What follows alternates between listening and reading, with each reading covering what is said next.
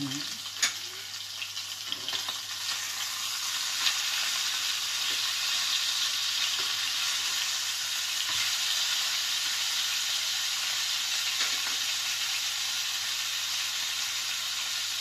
po, may kawali na tayo meron na po tayong kawali.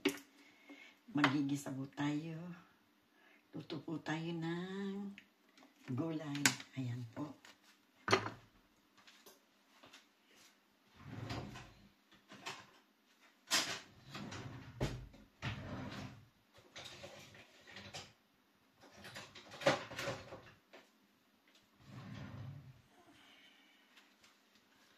Mainit na po yung ating kawali. Ilagay na po natin itong ating bawang at sibuyas. Ayan.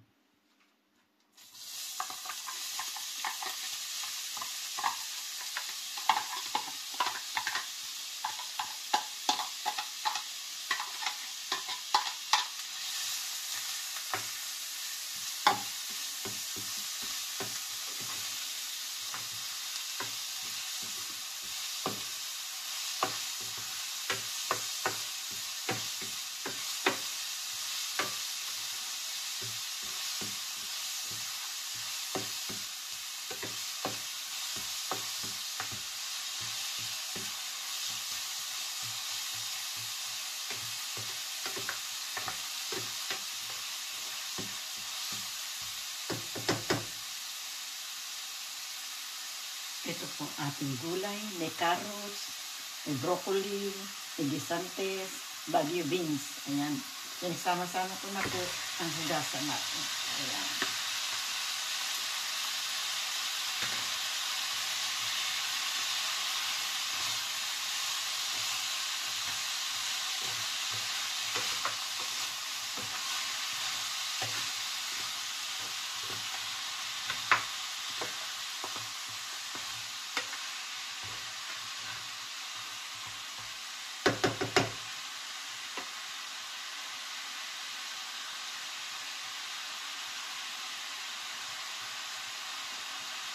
Ilagay na po natin itong ating red pepper.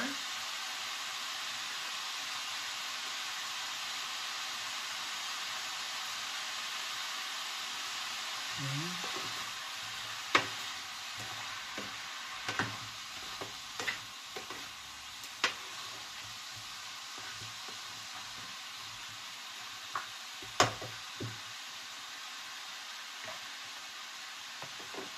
Lagyan po siya natin ng paminta.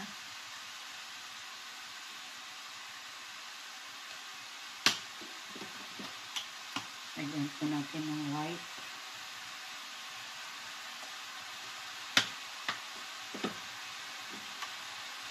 Lagyan po natin ng luyang dilaw.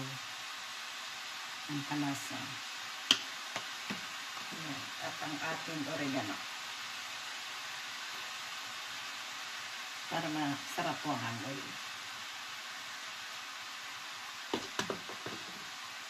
Lagyan po natin siya ng kaunting patis, pampalasa.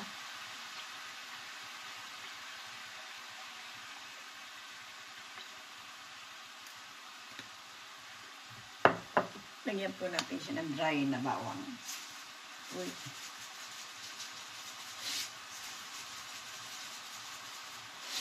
Ayan.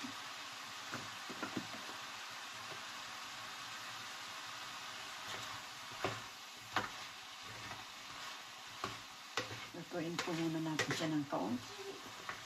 At lalagyan po natin siya ng piniritong salmon.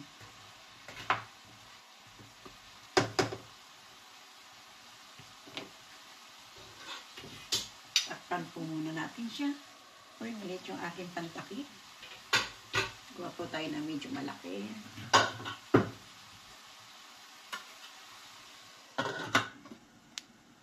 Lagay ko na po itong ating kamatis. Inuuli ko po yung kamatis para hindi po masyadong naduduro. Para sa akin.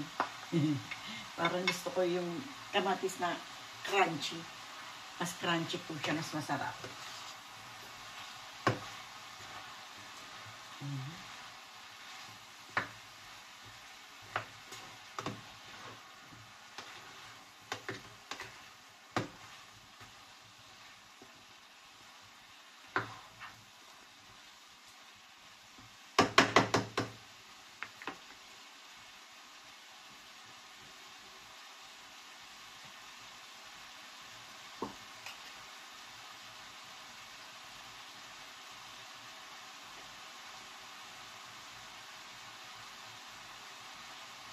Lagay po natin itong ating salmon.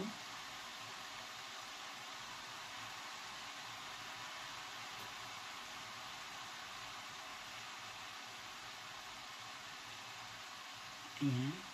Ang ating salmon.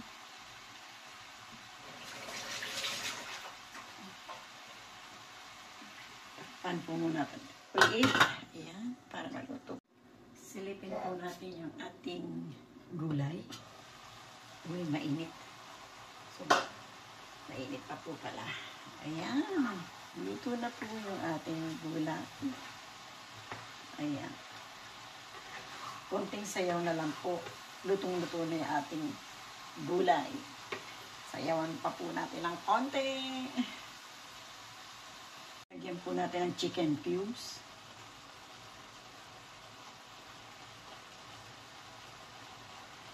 Para po lumasa ang ating niluto.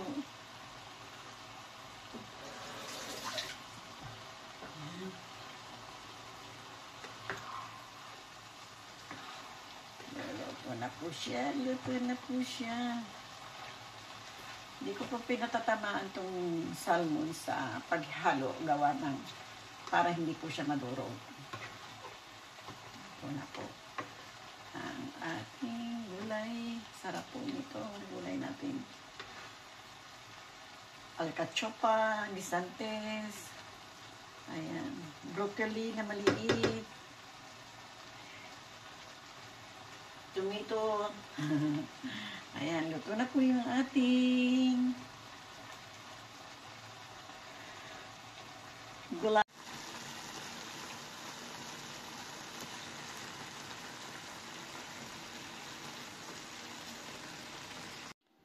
Ito na po, naisali na po natin at tayo'y kakain na. Kainan na po tayo sa ating nilutong gulay at may salmon. Tayo na po!